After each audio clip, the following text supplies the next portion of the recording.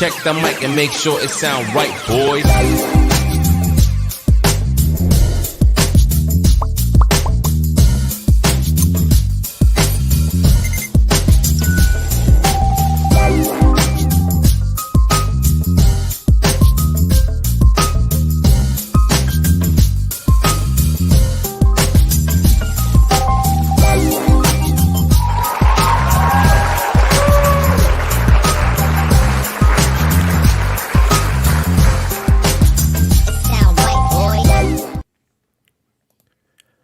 Right on, writers, and welcome first-time viewers to the Books by Adrian author platform and our flagship show, Livestream Sunday. If you are new, my name is Adrian Santiago. I'll be your host today. Next week as well is our finale episode for the season. After next week, we will be on hiatus from Livestream Sunday for 2 weeks. 8 weeks. And in those 8 weeks, I will be doing other stuff on the channel, including new episodes of Chronicles each and every week. So if this is your first time with us, please go ahead and hit that subscribe button, turn on notifications, and don't forget to leave a like. Doing this helps the channel to reach more people and grow over time. If you didn't make it to the live show and you're catching this on the replay, take a moment to leave a comment down below telling us something unique you bring to the AuthorTube community or the author community in general if you're not on AuthorTube.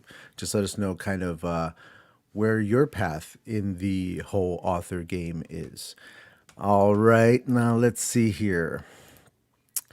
Thank you guys for being with us for the penultimate episode of the season. This, I hope, to be a very, very fun and kind of chill and maybe even a little silly of an episode.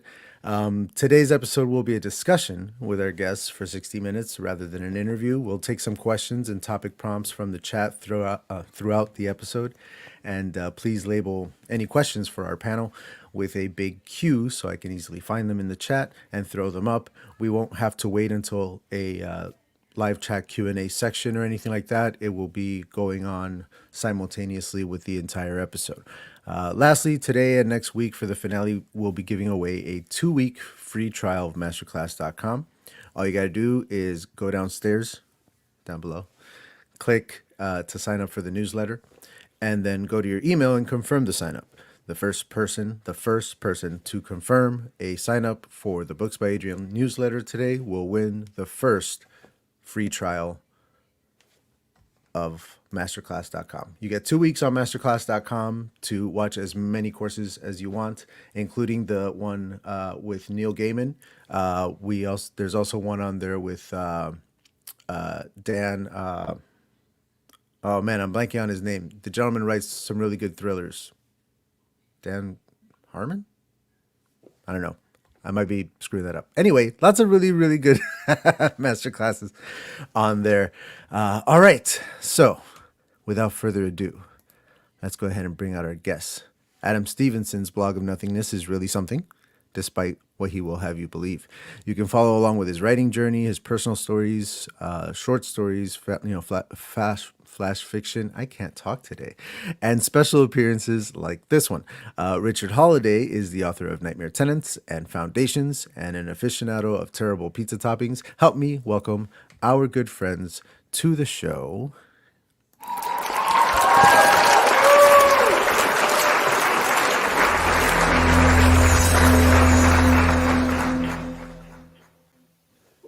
Welcome, gentlemen. Hello there. Hello there. Yes, you are here. Welcome, Adam. We're going to start with you. Please tell the people watching at home a little bit about yourself, what you got going on, who you are, all that kind of good stuff. Okay, well, as you said, my name is Adam Stevenson. I'm a blogger and hopefully novelist shortly. I am 35 years old today, y'all. 35 today. And I just love everything, to be honest. Got into blogging. I blog about everything. I blog about, top 10s, flash fiction, life, something I found it was funny. And I'm just here for a good time, guys. Good time. Right on, right on. Welcome, Adam. All right, Richard, your turn, sir. Tell the people at home who you are, where you're from, what you got going on. Oh dear. So hi, I'm Richard Holliday. I am an author from London in the UK. I'm the author of The Nightmare Tenant, and I'm also the author of Foundations, the latter of which, this book, you can get if you subscribe to my newsletter, get it for free.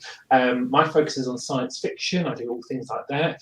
I'm also dipping my toes into the thriller and horror sort of, genres. It's a good word, that genre, kind of rolls off the tongue. Genre. And I sort of specialise in creating the macabre from the mundane, sort of turning things in everyday life into scary stories. How's that? How's that? That was masterfully done, my friend. When is your show gonna start up? Like, Don't get me started. Richard needs his own show. That's it. He does. Done. Let's check in with the chat because it's already hopping. You gotta love our people. What do we got going on here? Richard was first in the door, of course, because he has to be in two places at once. We have Barrett. What's up, dude? Natasha Woodley, one of our live stream Sunday guests this season, and an excellent episode, if I do say so myself. Yeah, hit that like button. Ooh, tap it like you mean it. All right. Careful now. Get it. All right, all right. Who else is here? Let's see. I'm gonna scroll down.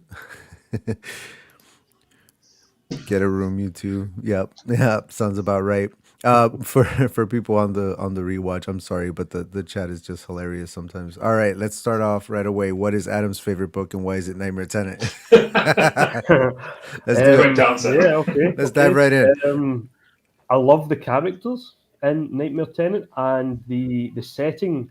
I have never lived in a tower block like that, but my best friend did for a number of years, and we got kind of close with some members of the public, and I loved that the characters were people that you knew. They might not be exactly as they are written, but you know these people, you know these family members, you know these type of characters.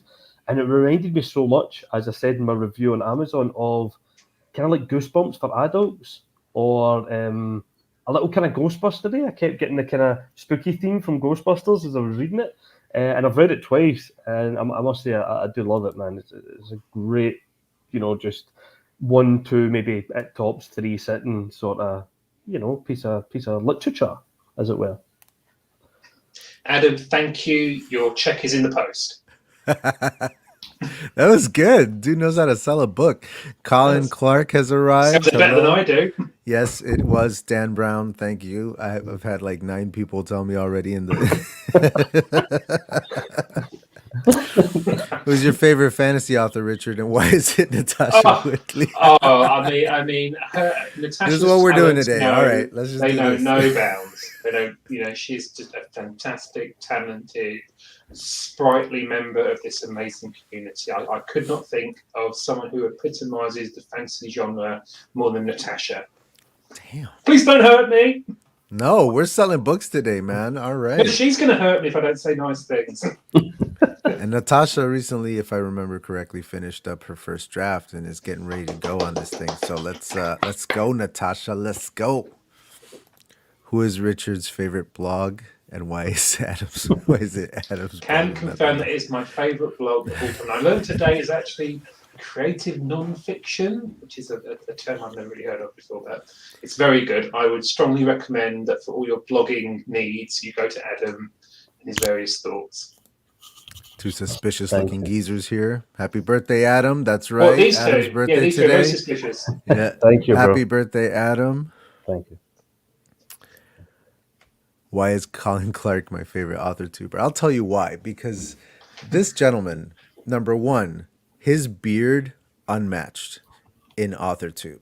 He has the Gandalf beard of AuthorTubers. You know what I mean? Like that alone already puts him in the win column, and he has only more winning to do from there. The way that he speaks to you in that sort of like very calm, kind of chill British dude kind of way where, hey man, it's not a big deal. Everything's cool. Like he will always make you feel safe and warm and welcome. And no matter what he's talking about, he's not talking about it unless he knows what he's talking about.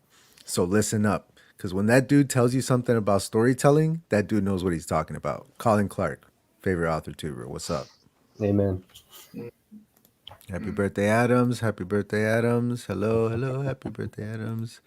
All right, all right. Oh, who's this? We have a new one. Oh, Gary Thomas, another Whoa, alum of Livestream Sunday. It's a reunion, guys. What's up, What everybody? a guy, what a talent.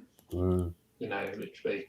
We saw him just this past couple of days over on Barrett Laurie's channel with an excellent Nearly reduced interview. him to tears. An It was that. incredible interview. What an interview that was. That man. is hairs in the back of your neck. All right, hold on. Hold on. So it's a bit early, man. It's a bit early. Let's go ahead and get this out the way.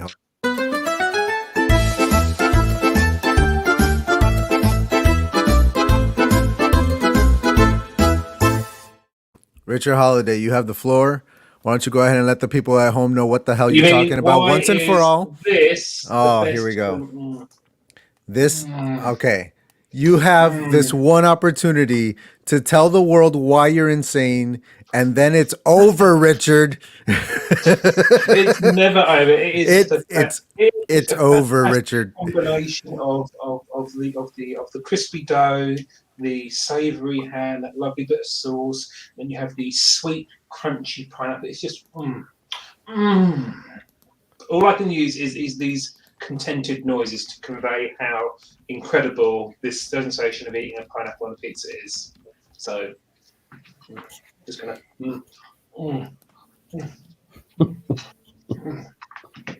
Oh, it's so good. Oh, jeez. And that's all the time we have for that today.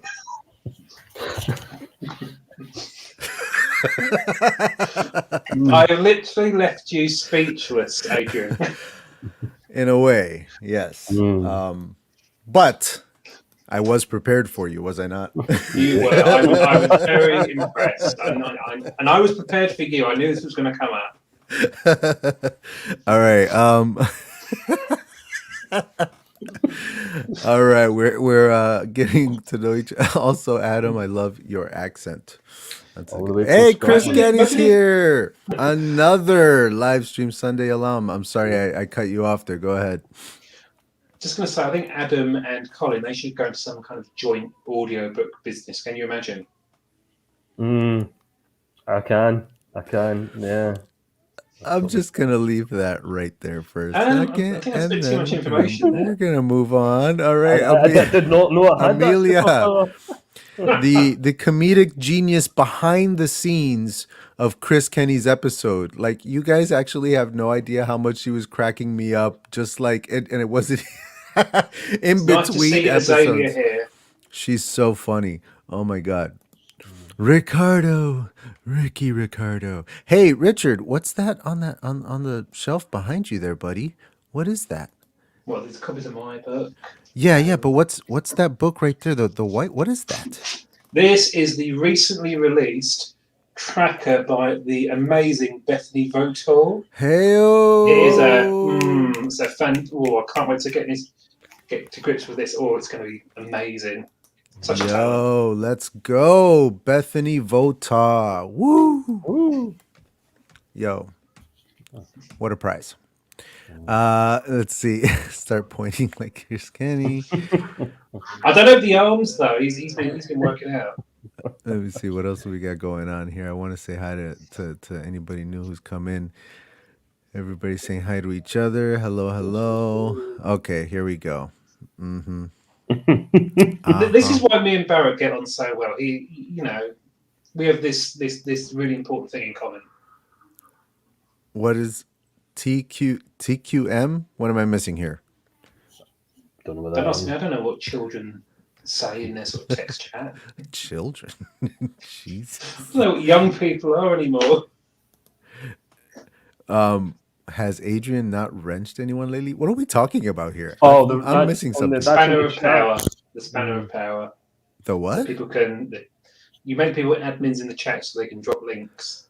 Oh, right.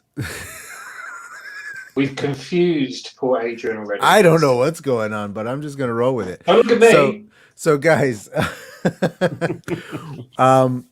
did you guys have like a clear vision of your online presence when you started doing this thing? Like, what was the plan here, and has it worked out the way we thought it was going to go?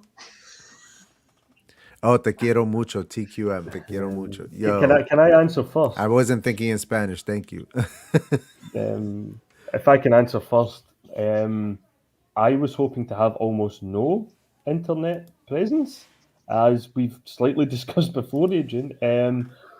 That has not happened since the moment that I agreed to do this blog way back, or this interview. I have been on AuthorTube almost every week in some capacity. People have just really wanted me on their shows. I don't know why. I'm thinking it's the accent.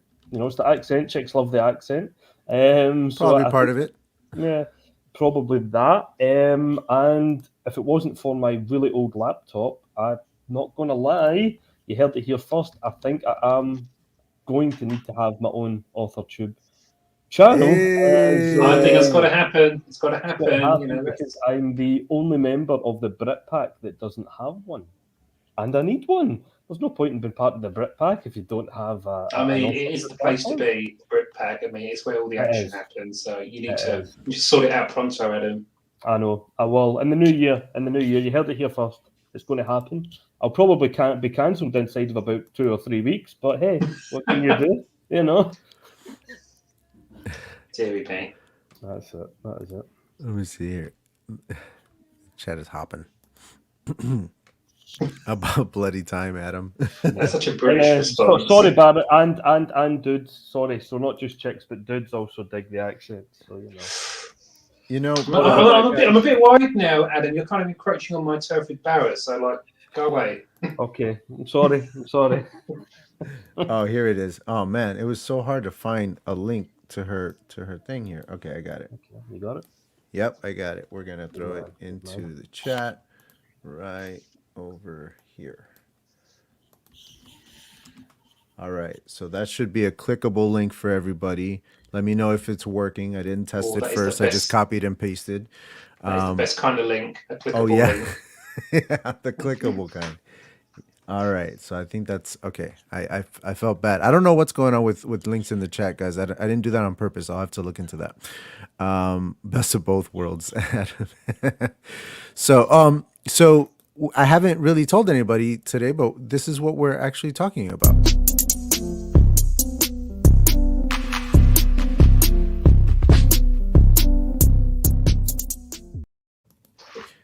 We're talking about carving your own path as an author, as a writer, as an online personality these days, which is what we're all having to do, huh? So, that's the topic of discussion for anybody in the chat wanting to gear questions in that direction. Stuff like, what it is that we're doing here. What are we doing? Does anybody know what we're doing? That's a question I ask myself most days. What am I doing?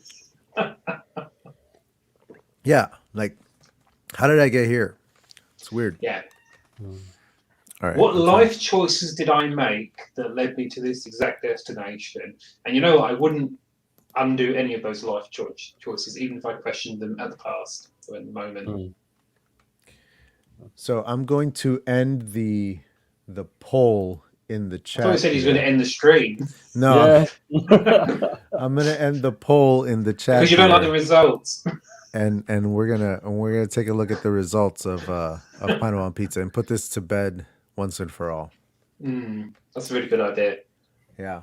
Let's see. Do we got a drum roll? Here we go. You guys ready? It's in there. I'm putting it up on the screen. Oh, here we go. The pressure. Okay. Suspense is killing me. There it is. Nope. There it is. Well, I think we can trust democracy again at last. I just want to say that I've never felt so betrayed by my own chat. We came to the right decision. That's the main thing. You're all traitors. All 66% of you. All right. So okay, end of stream now. End of stream. It's all over. Let's go home, guys. The reason why we came has passed. It has come and gone. There's a space with your name on it, Blades. Welcome to. Thanks. Gary wants a recount. Gary, you can't just recount the votes because you don't like the result. You know, we have to accept that the people have made the right choice. Oh, now we're getting into some really weird American territory there. Yeah, my British friends.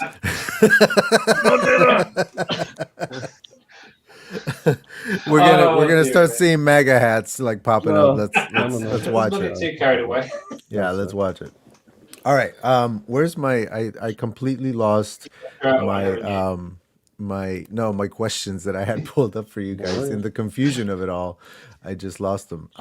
Here we go. I'm pulling them right back up. Here we go.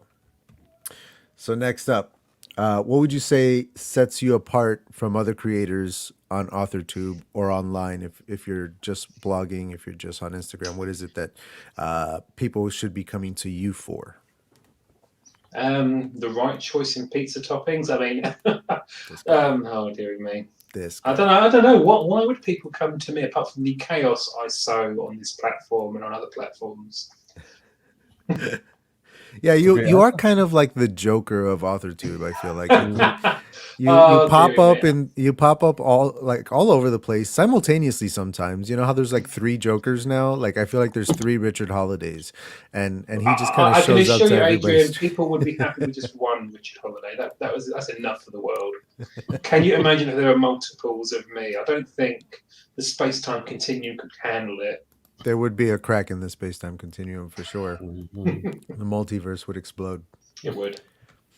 What about you, Adam? I'm the Mad Hatter.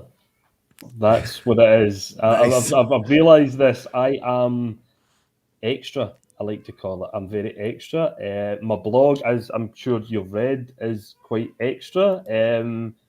Definitely influenced by things like Scrubs, and just I don't really have this filter that you're supposed to, from your brain to your mouth, or rather to my fingertips.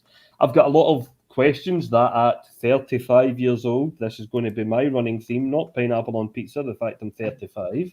I've got some questions that I think I should have got the answers to, but either didn't bother or whatever. So I'm just like, here, have this internet world and, answer these questions, or here's my crazy thoughts on subject A or subject B, or this is what I saw walking around today and I'm going to make a full 2,000 word blog out of it for you to enjoy. It's going to show you my crazy headspace. So yeah, the Mad Hatter, I'm crazy, but I'm kind of philosophical at the same time, The best way to be. Way to be. Yeah, the type of person that'll say something that sounds like complete nonsense, but it's actually really deep. I think you've got to the point, Adam, where you've got all these questions, you're just thinking, sod it, I'm going to ask them, come what may, and I think all power to you. Thank you, man. Thank you. If you think I'm extra, then you're probably basic. Yes. And I did say this before, that Richard is a Nexus being. Like I was a bit worried when I first heard the term Nexus being. I thought they're coming as some kind of Star Trek villain or something. It's a Marvel thing. It's a Marvel Universe thing. Oh, I see. It's I've not seen any of those movies. One example would be Scarlet Witch. Scarlet Witch is a Nexus being, which means that she is the same in every permeation of the multiverse. She's always the all-powerful Scarlet Witch, no matter where you go. I like to think I would be that way in any alternate reality. I would just be this. Yeah, like wherever you go, no matter what reality you go to, this is Richard. That this is just how he rolls. And we're all better for it, Richard. We're all better for it. Well, whether the world's better for it is a matter of opinion, but we shall see. Yo, my knees started to pop around that same age too, Barrett. My knees started to pop around that, but I've always like cracked my knuckles and like popped my joints and stuff. Like I don't think it's weird, but it's like that kind of crick when you're standing up, where it's like. Has he started making those sort of old man noises like that? Oh, jeez, and grunts and where like all of a sudden you have a sharp pain somewhere and you're like, what is that? Like I'm just sitting, like I'm not even doing anything. Yeah. Feeling a draft. I've never felt a draft before in my life. I turned like 32 and suddenly I could feel a draft. It's a draft, things like that. Uh-oh, who forgot to like the stream? Who Barrett's the like He's the police. like police. It's probably me. I'm probably the one who forgot to like the stream. Because I'm in there too. Would just be set in a corner, laptop in one hand, pineapple pizza slice in the other in every universe. This is pretty much my idea of like immortality. Oh man. Oh, man, yeah. 26 to make those noises. Yeah. Get to the GP. Get to the GP. Yeah. Book your place in the retirement home now. What? Okay, so I Adam, if you don't want to answer this question, I'll understand. I wrote it before we had our talk, but what would you have done differently if you could wipe the internet clean and start over again? Well, I was thinking about this a lot recently. Yeah. Okay? And there was a lot, but do you know what I wish it was? I wish there was just, and I'm going to, people who know me very well are going to be like, what? Away you go. A little bit more sort of security and protection, I think. Like, I miss chat rooms, old. I mean, I know we have Discord. All hail the Discord. But do you? I mean, I'm old. 35. I remember like We've established that. Yahoo chat rooms back in the day. Wow. Yahoo chat rooms was I can't say this is a family show, but it was the bomb. There you go. It was the dogs bollards. It was the bomb, man. And I think of some of the things that have befallen our celebrity friends over the past 5, 6, 8 years. Hang on, you have celebrity friends. Who are they? No, I don't.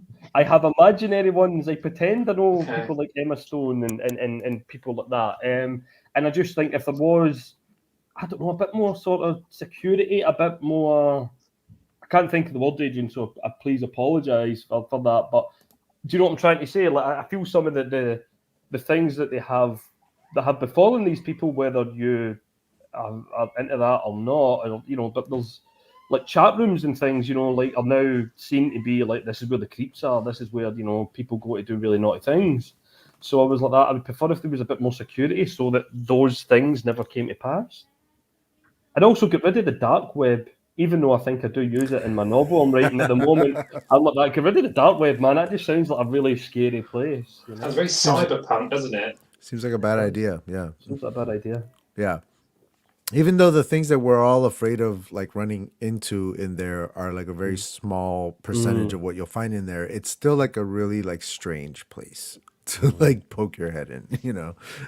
I don't end up on a watch list, so I just don't go there. Yeah. Or should I say, I don't want to end up on another watch list.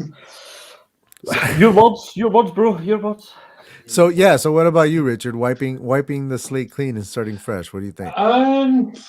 Probably would be a good idea because there's probably some old stuff that I may have said or blogged back in the past that is a bit cringe.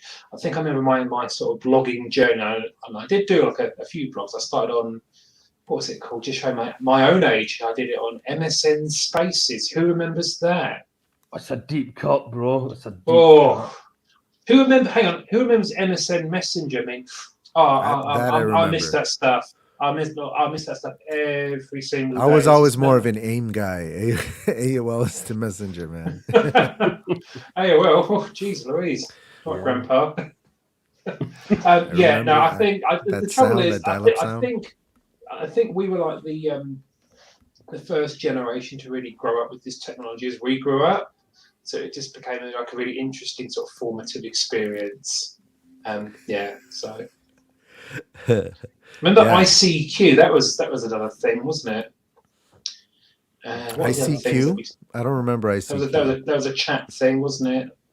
I don't remember that one. I'm not sure. I remember Kazaa. That was quite fun. I remember having a live journal when I was in high school. I remember GeoCities. GeoCities. Oh man, yeah. I got into building websites. I used to code like entire websites in HTML. Remember MySpace actually was a thing. I remember at secondary school we all got onto Bebo. Bebo, yeah. Wow. I didn't know this was a medical chat. She's like, what are you guys talking about? We're showing our age. See, as for me, man, like as far as like wiping the internet clean and like starting fresh. I mean, I'm sure that there's stuff like in my youth that I did that was probably knuckleheaded on the internet before we even knew what the internet was. But other than that, like I mean, as far as like my actual author platform, there's plenty of videos on my channel that I don't want people to watch, but I also don't want to take down because I worked hard to create them in the first place, even if they kind of suck. You know, like I've put so much time into them, I just want to leave them up. See, this is kind of the thing on my website. I've got some old short stories from like years and years ago, and they're a bit bad to read. Well, actually, they're very bad to read, but I keep them up to sort of show my kind of journey. So yeah. Speaking of books, is mine. Nice. Hold up. Let me give you the full screen. Hold it up to the screen. There it is. Nice. Nightmare Tenant. That's a good cover. That's a pretty good cover, dude. I like Not bad. Did the job. I like it. Yeah, Nat trying to like steer us back into something resembling. But we like the chaos. The chaos is fun. Just to circle back, Adrian. You know, this I think that's actually a really good opportunity to remind everybody of what we have coming next week. So let's cue that up.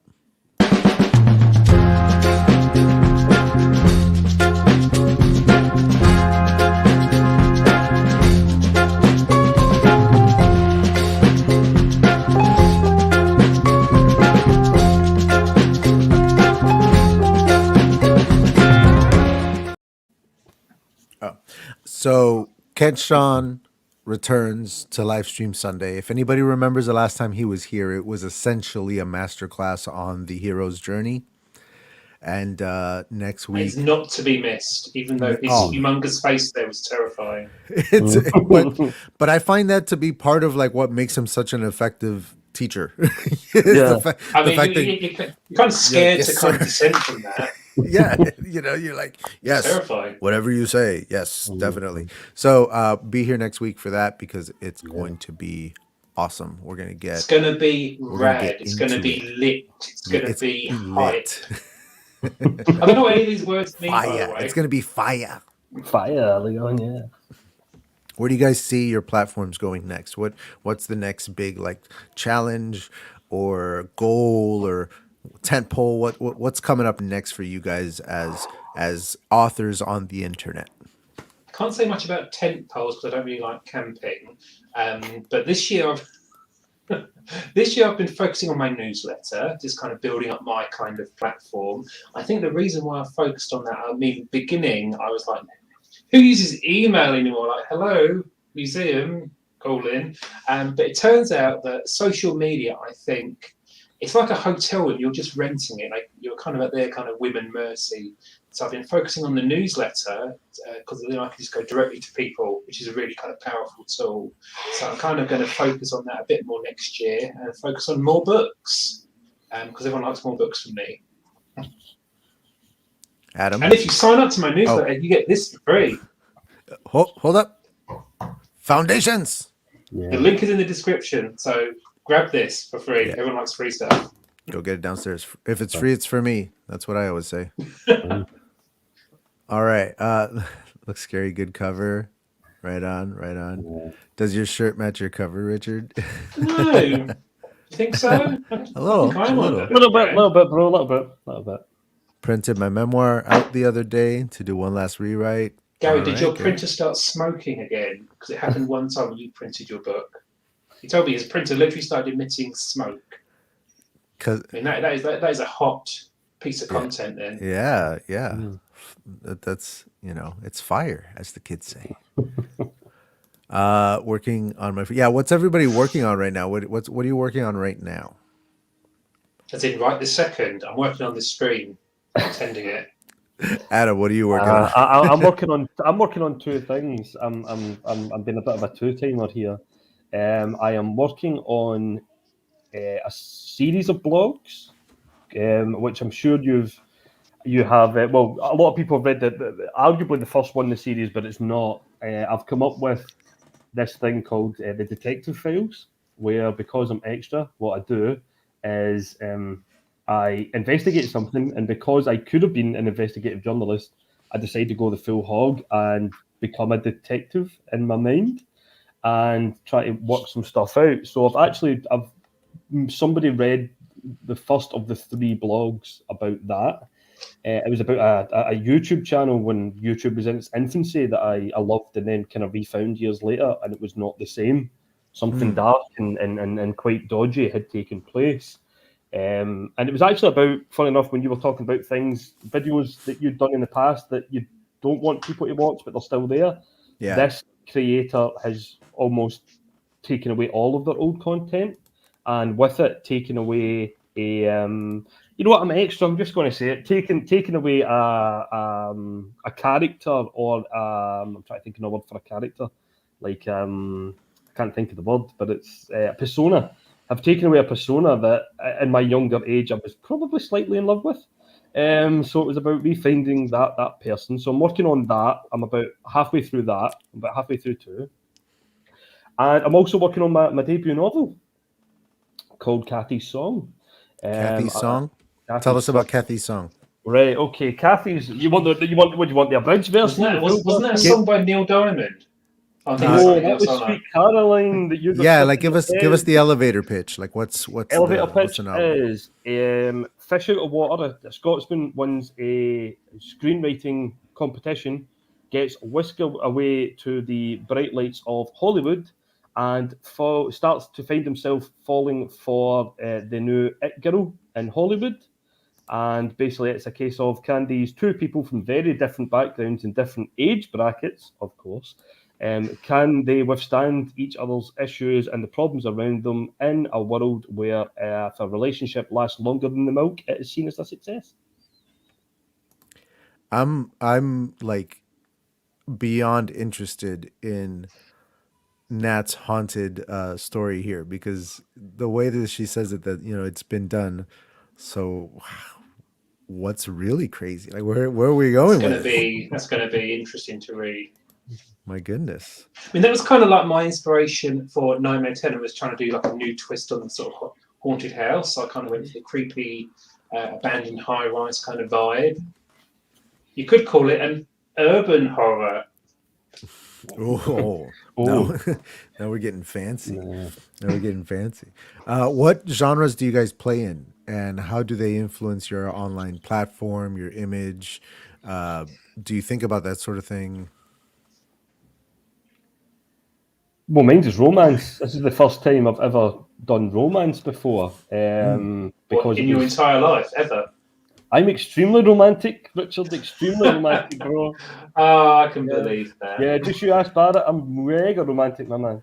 You actually do strike me as the type that would, like set out like the candles and the rose petals for a nice lady. You know what I'm saying? Yeah. John toaster in the bath. What's that? And then I was going to say, after he gets, the rose petals, the candles, it's a toaster in the bath. Yeah. Toaster in the bath. He's like, he's Fester. It. He's Fester Adams. Yeah. So yeah, this is the first for me. Romance. Do love a couple of, I've read a few romantic books. Love romantic comedies, romantic dramas. Talking about twists, Richard. I decided to write this Kathy's Song because I thought, what happens if you do Notting Hill in reverse? Which is a movie that I actually didn't enjoy. I'm more of a but the concept itself is something to play with. So what happens if you flip it? What happens if you get someone from Scotland, because there's not enough Scottish heroes out there, guys? And what happens if you have him? John Rebus from the Rebus books and TV series, but he's very dour, isn't he? Yeah, because they like most Scottish people. He's also from Edinburgh, bro, which I'm not a fan of, being from Glasgow, But no, I just always like the kind of concept of what happens if you take someone and put them into this place where there's a lot of unwritten rules, there's a lot of dodgy things going on under the table, if you know what I mean. And you've got this, and I thought, and hang on, you're writing a romance story about dodgy things happening under the table. Bit risky. No, I'm enjoying it. It's good, man. I'm just checking on letter to see if anybody has signed up and I signed up last week, to be confirmed. honest, but I got deleted. I have to You say, signed it up is the last most. week? I I don't see did. it in I there. think that's strange. Oh, You know I how much think I love you have to newsletters? confirm it in your email. You have to like I go to did your email that. and confirm. Oh, you did? Then something is Clearly, wrong. clearly, you don't want me, Adrian. So I'm sorry. That's I it. didn't do it on purpose. Grow a beard, Richard. What are your writing habits like? Like, how do you guys like get your stuff done? Like, because Richard, as I said, you're apparently omnipresent. So, like, how do you get anything done? I'm not just omnipresent, I'm also omniscient. So I'm just literally a presence at any place. I'm basically God at this point. I am everywhere and everywhere. You know, Your there's no escape from humility it. knows no bounds, my friend. Well, this is the thing. I kind of given up on the whole kind of self-deprecating. I think no one else is going to be my biggest fan, so I've got to be my biggest fan. So you know, I can what? kind of respect that. Yeah. No one I is can going to kinda toot respect my that. own horn better than I can. So you know what? Sod it. I'm going to go full throttle with it. But you said writing habits. Oh, geez, Yeah. I'm a big procrastinator. Just kind of, I kind of think it doesn't kind of happen in like a sort of set plan. It's just kind of like if at the moment I'm between projects. I'm kind of finished one edit. I'm kind of planning a new thing. So it's kind of like a bit of a airy fairy type. But yeah, no, I just kind of sort of when I'm in drafting, I can just sort of set a weekly goal and it'll get done. There's no kind of like rhyme or reason to it. It'll just kind of it can be a bit sporadic. But when the inspiration's there, I just kind of harness it, and I just once I got some momentum going, it's like whoosh. So yeah. I have to rebuttal. We play God. We play God. Did I not say I'm playing Very God? relaxed. I said I am God. Everybody chill. You are indeed your biggest fan, Richard. And I'm sure Colin is number 2 fan, and Shannon is number 3. You know, this idea of the writer being the god of the universe that they're writing is best represented, in my opinion, if anybody's familiar with the band Coheed and Cambria. Do either of you two gentlemen know what I'm talking about? So their discography, for those who don't know Coheed and Cambria, they're like they started That's out a good as kind word, of like by the way, discography. I love that word.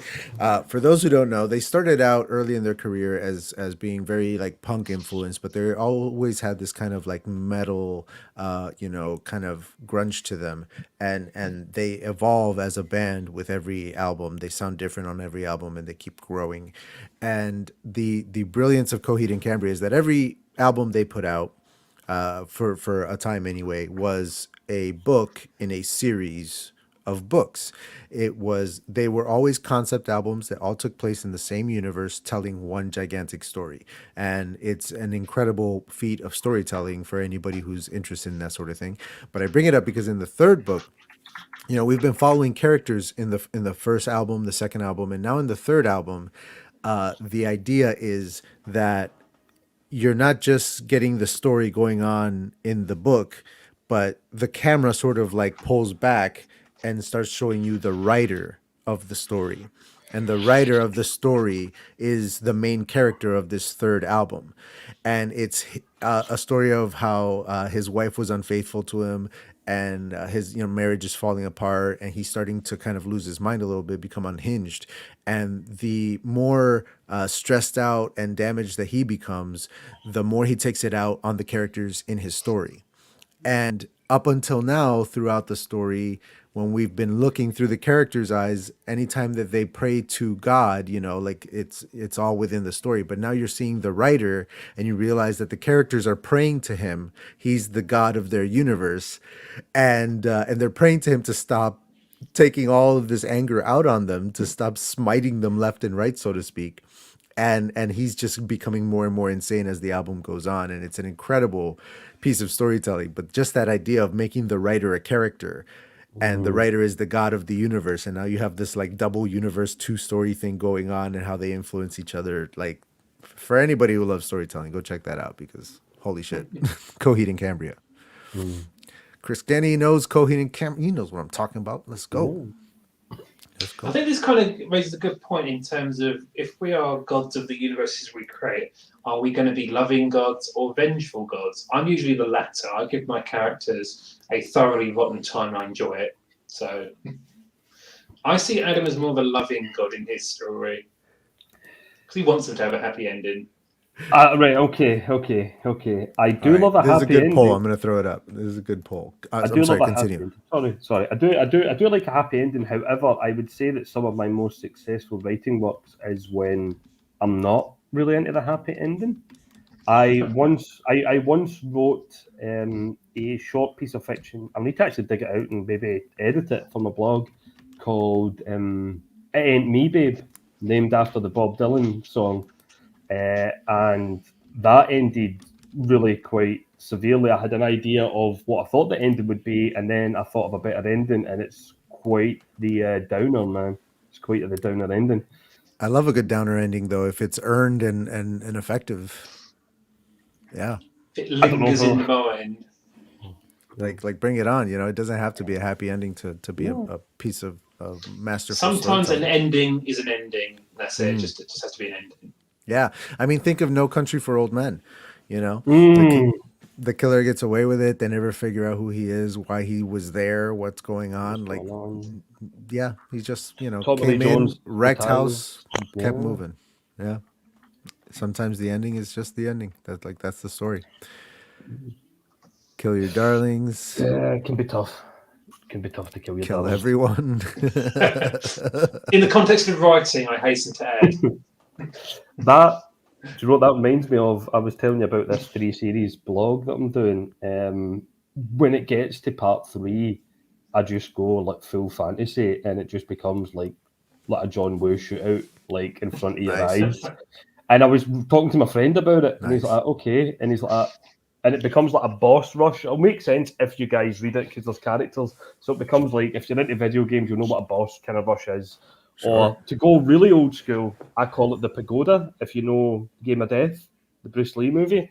So, Adrian, you've never seen Game of Death? No, I have. No, when you said Game of Death, it didn't occur to me that the pagoda. So basically, it's the persona that I make and the persona I'm looking for team up to take out the personas that have hurt the other personas, sort of thing.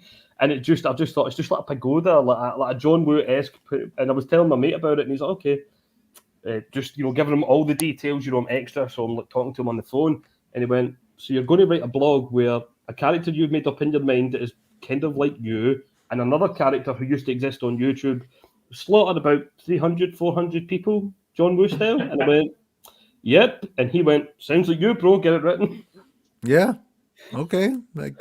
More power to you, buddy. Go for it. It's what, there you go. 8,000 words of just action. See, for me, I'm trying to have my cake and eat it too, because since I have 3 main characters, and I have also some, at least in this first novel, and I also have some secondary characters that have a couple of chapters to themselves as well. I have kind of a lot of room to play with the ending, right? So as of right now, as of my first draft, the chapters themselves, like the actual story, because there's a prologue and an epilogue. But the actual chapters 1 through 32, I think it is, the ending is this sort of bittersweet thing where some of our heroes have won, some of them have lost, some of them won, and it sucks.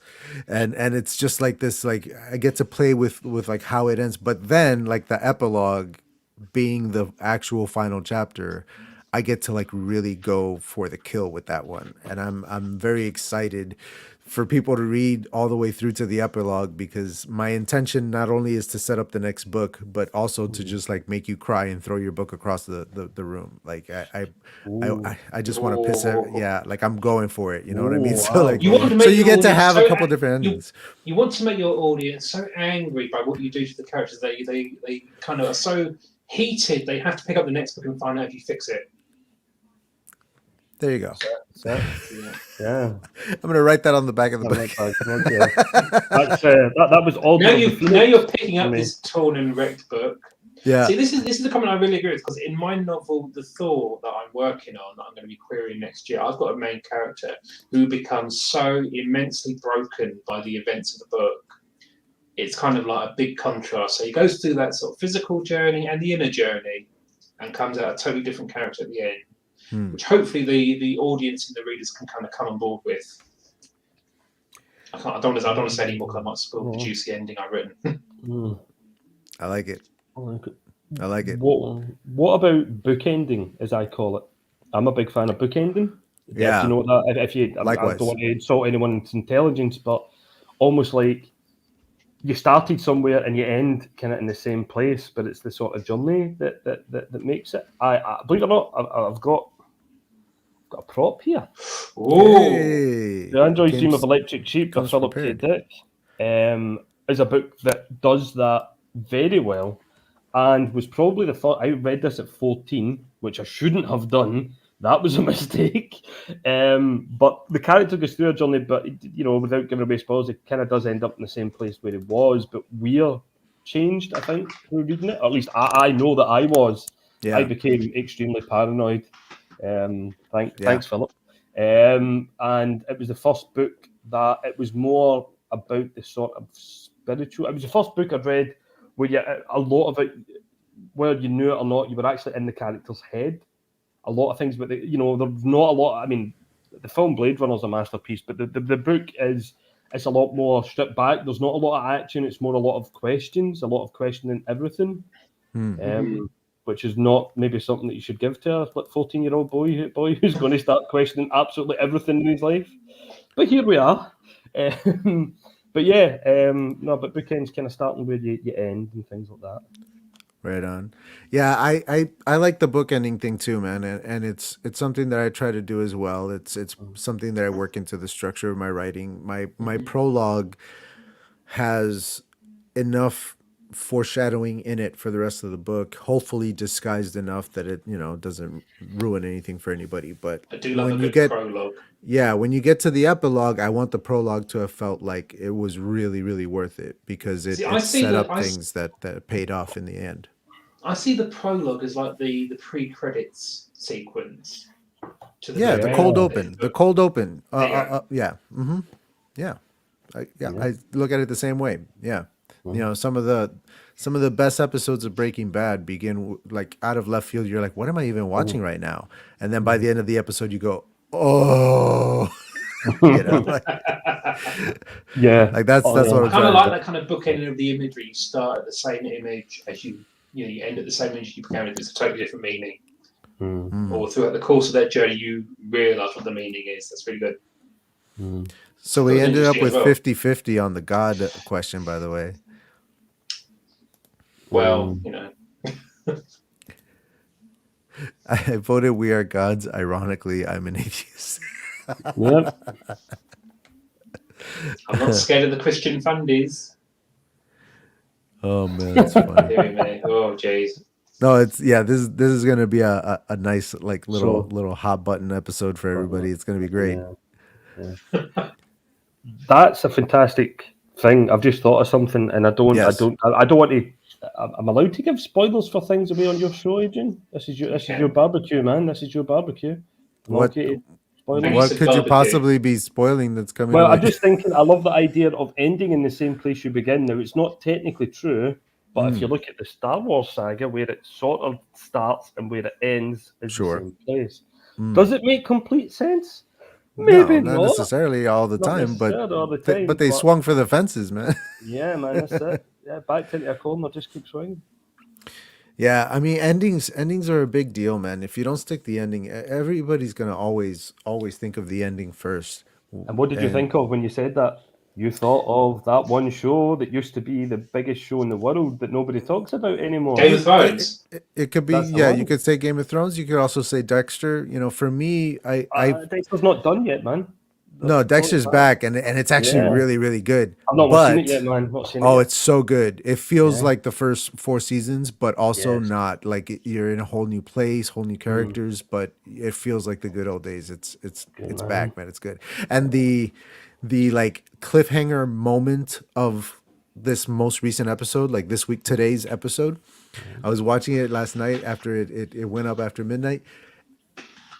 What Michael C. Hall does with his face in a split second completely changes everything you were thinking about the show that you're watching.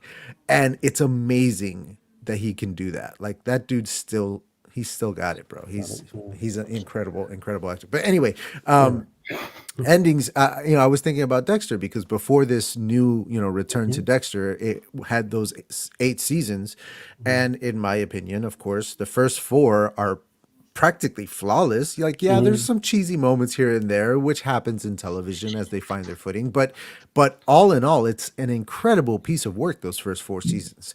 And then the latter 4 seasons start where the fourth let off and kind of like taper off slowly the entire way down until the final season is a hot mess. Train wreck. It's a complete hot mess. And so like that's more what I'm worried about when it comes to writing my thing, because like, you might have like a big thing planned for your ending or whatever, but people consider the ending to be that whole like last half of whatever it is of your novel, of your movie.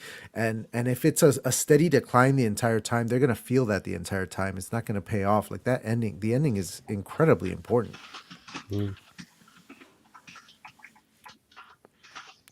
Yeah. But we shouldn't read this then. I don't. I'll say this, because it's fiction, because what I'm doing is making squiggly marks on a piece of paper. Like I don't make rules like that for myself. I know that people don't like that, but if it's the worst thing that can possibly happen to your character, and it's the moment in the story where the worst thing that can possibly happen to your character is supposed to happen, I might kill that kid. I'm just saying, like, I'm going to do what's best for the story. I don't care if it hurts somebody's feelings. That's the best thing for the story. That's going to take my character beyond where he's ever been. And if that's what is best for the story, then that's what's going to happen. I don't make rules. It's got to happen. It's got to happen. Doesn't matter if the man, no offense, woman, Nat. child, you do what you do. Animal, soft cuddly teddy bear or anything. So we're drawing very near to the end here. There's so much going on in the chat. I can't keep up. I'm just like scrolling. I'm scrolling. It's all fun and games until you get them confused before you hit publish. Yeah.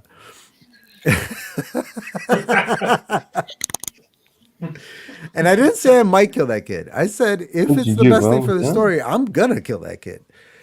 Yeah. I don't make rules like that for myself. Look at John Wick. In the first like 10 minutes of the movie, they not only kill his wife, they steal his car, and they kill his dog. And you needed that. You needed that to justify the slaughter of 70 plus people that you were about to witness. You needed the audience to be so mad that everything John Wick does from here on out is justified, and that's how you get there. That's how you get there. That's how you get there. That's how you don't get Batman without killing Bruce Wayne's parents. I'm saying.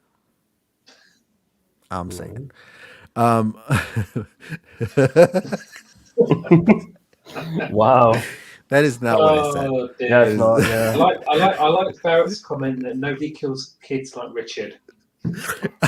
This is not what I said. I know. Yeah. All right. So, gentlemen, we, the three of us, excuse me, I can't count today, are going to continue this on in the podcast, but we're going to go ahead and wrap up Livestream Sunday for today. So I'm going to give each of you the floor once again, and let's go with Adam first up here. Go ahead and tell the people what you got coming up next. Okay, so as you know, I've got my blog. I have a series coming up of the detective files called The Ellis Case. That's a 3-part kind of blog series. I am also going to be partnering up with a fellow writer that I will not name to do some sort of collaboration, and I'm hoping in the new year to have a guest spot for some writers on my actual blog as well. So, stay tuned, guys. Stay tuned. I muted myself. Very nice. Very, very nice. All right. Richard, you're up next. Thank you. Just want to say thanks to everyone for watching and being part of the chat. It's been a great laugh.